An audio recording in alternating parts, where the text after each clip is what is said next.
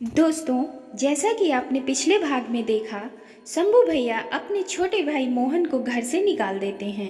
घर से निकलने के बाद मोहन अपनी कड़ी मेहनत और परिश्रम से कामयाबी की सीढ़ियों को लगातार चढ़ता रहा। वहीं दूसरी तरफ शंभू भैया के यहाँ गरीबी ने अपना डेरा जमा लिया। अब उनको 2 वक्त की रोटी भी नहीं नसीब होती थी। इस तरह गौरी शंभू भैया के रिक्शे में अपना पर्स भूल जाती है।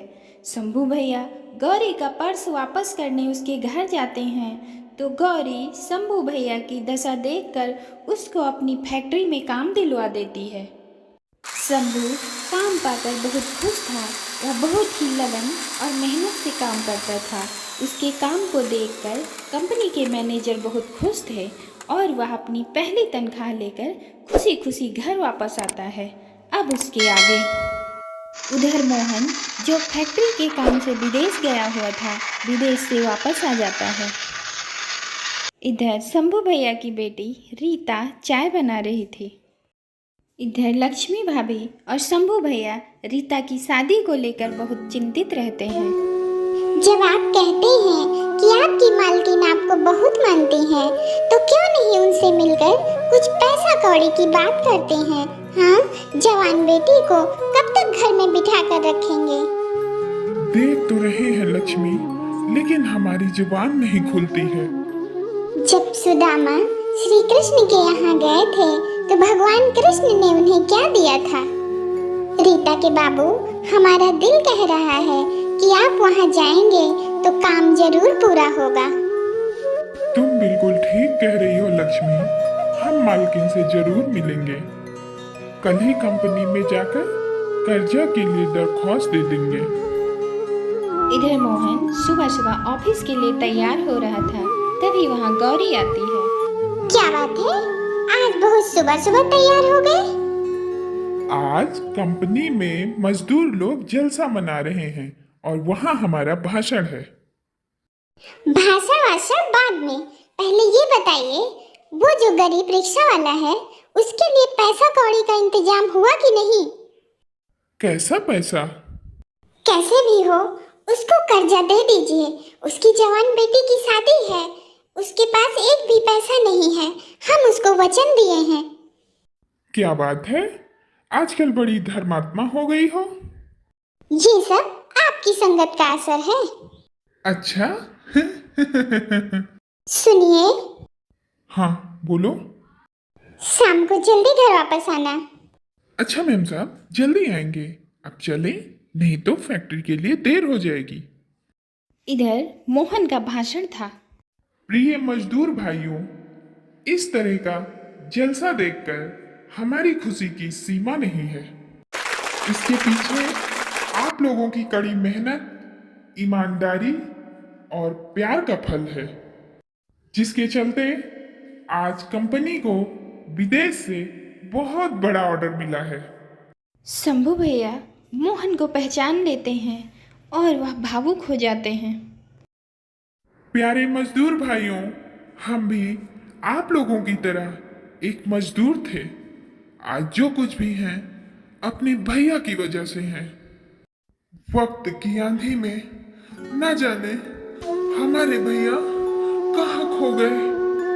मोहन का भाषण सुनकर शंभू भैया की आंखों में आंसू आ जाते हैं और वह याद करते हैं कि किस तरह से धक्के मारकर मोहन को घर से बाहर निकाला था। इस तरह मोहन का भाषण खत्म हो जाता है और शंभू भैया वहाँ से चुपचाप अपने घर चले जाते हैं। फिर एक दिन शंभू भैया मैनेजर की कैबिन में जाते हैं। कम इन। आओ आओ शंभू, ये क्या है?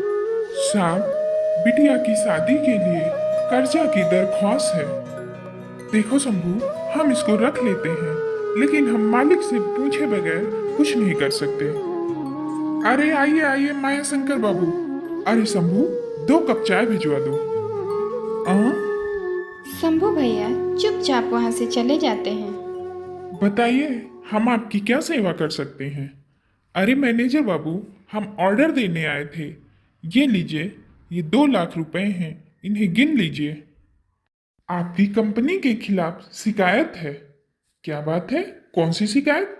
पिछली बार जो माल खरीदा था वो इतना खराब निकला, इतना खराब निकला कि क्या बताएं। आप ये कैसी बात कर रहे हैं? हमारे यहाँ घटिया काम नहीं होता। आप हमारे साथ चलिए, हम आपको आंखों देखा हाल दिखाते हैं। अरे माया शंकर बाबू, हमारी कंपनी का काम देख लोगे ना तो तबीयत खुश हो जाएगी। चलिए उठिए, हम अपनी कंपनी का काम दिखाते हैं, आइए। मैनेजर उस व्यापारी को अपनी फैक्ट्री का काम दिखाने ले जाता है। तभी वहाँ शंभू भैया चाय लेकर आ जाते हैं। अरे हाँ हाँ शंभू, चाय ऑफिस में रख दो, हम अभी आते हैं। जब मैनेजर ऑफिस में वापस लौट के आते हैं तो शंभू वहाँ की साफ सफाई कर रहा था। अरे नोट कहाँ गया? मैनेजर व्यापारी का दिया हुआ एडवांस इधर उधर ढूंढने लगता है। क्या हुआ साहब? शंभू, हम यहीं पे रुपया रख के गए थे। रुपया कहाँ रख के गए थे? अरे आधा घंटा पहले तो यहीं रख के गए थे। हम क्या जाने साहब। तुम नहीं जानो तो कौन जानेगा? और कौन आया था यहाँ? देखो, तुमने लिया है तो चुपचाप वापस कर दो, नहीं तो तुम्हें नौकरी से हाथ धोना पड़ेगा। हम अपनी इकलौती बेटी की कसम खा के कहते हैं साहब, हमने रुपया नहीं देखा। हम तुम्हारे बातों पर विश्वास नहीं कर सकते। तुम्हारे सिवा ऑफिस में कोई नहीं आया। चुपचाप पैसे दे दो शंभू, हमारी नौकरी का सवाल है। झूठा इल्जाम मत लगाइए मैनेजर साहब। चोरी का इल्जाम लगाने से पहले याद करिए, हम भूख से तड़प तड़प कर रह गए, लेकिन इतना घिनौना काम हमने कभी नहीं किया। शंभू, जो हाथ तुम्हारी ईमानदारी पर भरोसा करके तुम्हें नौकरी पर रखवाए, वही हाथ तुम्हें मार मार के बेइज्जत करके फैक्ट्री से बाहर निकालेंगे। नहीं नहीं मैनेजर साहब, हम बेकसूर हैं, हम बेकसूर हैं। 2 लाख की चोरी करके तुम हमें सफाई दे रहे हो? नहीं मैनेजर साहब, हमने चोरी नहीं की। आप मार मार के हमारी पीठ लाल कर लीजिए, लेकिन हमारे पेट पर लात मत मारिए मैनेजर साहब, हमारे पेट पर लात मत मारिए। तुम्हें सबक सिखाने के लिए तुम्हारे पेट पर लात मारना जरूरी है। चल निकल यहाँ से, और दोबारा इस फैक्ट्री में अपना मनहूस चेहरा मत दिखाना। निकल जाए यहाँ से। ऊपर वाला साक्षी है साहब, ऊपर वाला साक्षी है। हम बेकसूर हैं मैनेजर साहब, हम बेकसूर हैं। अरे हाँ हाँ, तभी तो यहाँ से पैसे उठाए। चल निकल यहाँ से, चोर साला कमीना, निकल यहाँ से। इस तरह शंभू भैया रोते गिड़गिड़ाते रह जाते हैं और अपनी बेकसूर होने का बार बार सफाई देते हैं, लेकिन वो निर्दयी मैनेजर एक बात नहीं मानता है और धक्के मारकर शंभू भैया को फैक्ट्री से बाहर निकाल देता है। इधर मोहन काम कर रहा था, तभी गौरी के हाथ से पानी छलक कर गिर जाता है। ये क्या किया? सारे कागजात बर्बाद कर दिए। जरा सा भी सहूर नहीं है तुमको? हम क्या करें, गलती से हो गया। अरे वाह, जब देखो तब बचपना वाली हरकत क्या करती हो। तभी वहाँ कंपनी का मैनेजर आ जाता है। प्रणाम सर। साहब क्या बताएं? बैठो बैठो मैनेजर। क्या बात है मैनेजर साहब? आज कंपनी में 2 लाख रुपए की चोरी हो गई। चोरी? साहब, वो चोर पता है कौन है?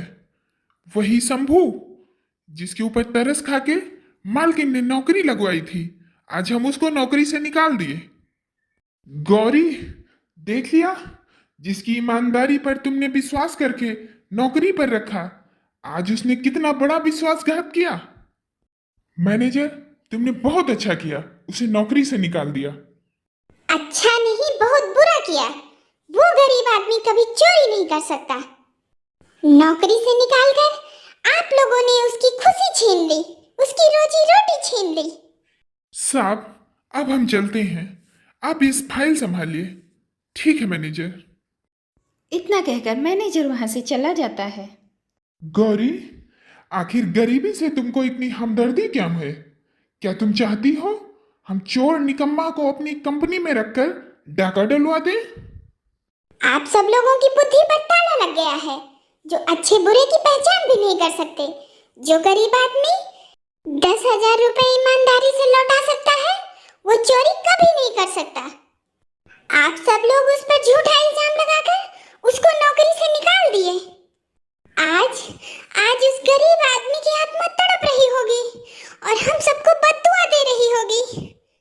एक गरीब के पीछे इतनी वकालत करने का कारण क्या है? ये कंपनी का मामला है, हम ऐसे किसी पर भरोसा नहीं कर सकते। हम जानते हैं ये कंपनी का मामला है, लेकिन उसके साथ साथ एक गरीब का मामला है, उसकी बेटी की शादी का मामला है। ये आप क्यों नहीं सोचते?